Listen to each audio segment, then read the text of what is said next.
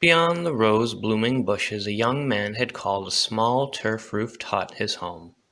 Having the honeycomb to make his mead and the hops and malts to brew his beer, he was fond of blending braggots, sitting by the fireside, smoking his corncob pipe, or else reading silently by the window-sill all of those dust-bound and illuminated books and scrolls that contained the inked words of sagely wisdom, watching the plumes of his pipe pass along in small gentle puffs, willowing onward as ghostly wisps in the faint wind that blew inward from the enchanted forest of fairies. His great-grandfather's sword had sat, unused for nearly a century. Bound in an enchanted cloth the blade was kept clean, anointed with oil so that the elfish-made steel shone bright with the sun, almost as if a beam of light broke forth from the blade. The sword's hilt was extended and gemmed with a magical ruby jewel, acting as a spell-casting staff as well as a spell-wielding sword. Spell swordsmen of his great-grandfather's kind were not all that common, and little was known of their mastery of sage-like wisdom as well as their masterful sword work. While wise philosophy could at times avoid a fight, and while a spell at times could ensnare the senses, a sword was sadly never without necessity. For who one thinks a wise philosopher another thinks a fool, his father once surmised long ago, while in discussion with his still young son. Since one cannot act in two ways at once, forking folks walk on their separate philosophical ways. This is how all magical spells and forms of sorcery earn their start, splitting off from a silent center that rests outside incantations and all forms of elfish expression. Noting all they know, a fool knows nothing but himself. Noting he cannot know, a philosopher knows something outside himself. It is akin to a silent call that no words or spells can capture or convey. Some fools think themselves sages for noting the oneness of all things. Others think themselves wiser for knowing how this all amounts to nothing, thus coming to truly know the nothing.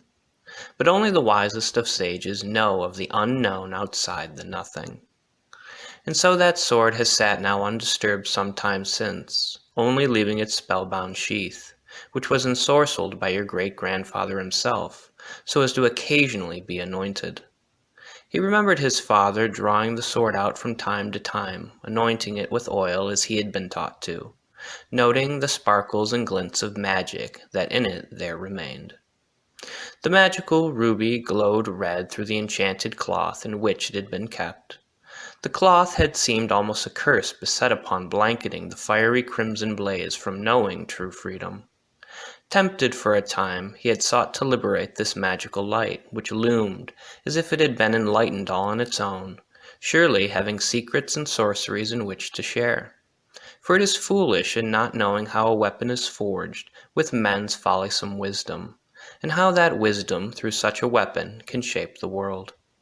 There were times when the young man wanted to use the weapon, and other times when he wanted the sword to rust away to utter ruin, forgotten as the unwise men who forged such a thing in their folly.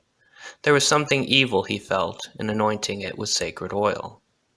But in a blink, as if on its own, the sword was unbound from its cloth blanket. The ruby gem atop the hilt burned brightly. There he reached out his hand and held the sheathed sword as if it were the ancient oak or yew staff of some wandering and wearisome wizard. The sword, acting on its own accord yet again, cast but a brief spell, whereof butterflies of light began to blossom, soaring through the open window-sill, and leading his sights out into the moonlit and star-studded fields of the spacious forest. What was this witchcraft of which his father had warned him? Remembering the words of his frail and bygone father again. While those who do not know can either be said to be ignorant or else innocent, it is within this foggy mist that all mysteries emerge and are made, taking on such mystical traits. Like a light in a distance we cannot know, stretching out beyond this earthly abode of mind and body, men like moths follow to such a flame, seeking to burn brightly, but are eventually eaten always to ash, blown out as but motes of dust with the windy debris. The young man wanted to follow the butterflies to see what would become of him, but was wise enough to know how they led to nothing, and not to the great unknown outside of the nothing.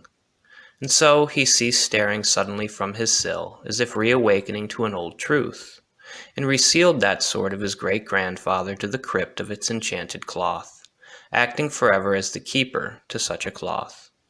Some fine spring day, all on its own, a butterfly would find its way in, past the stained-glass window and outer sill, where his pipe smoke gently passed about in foggy, mystical streams.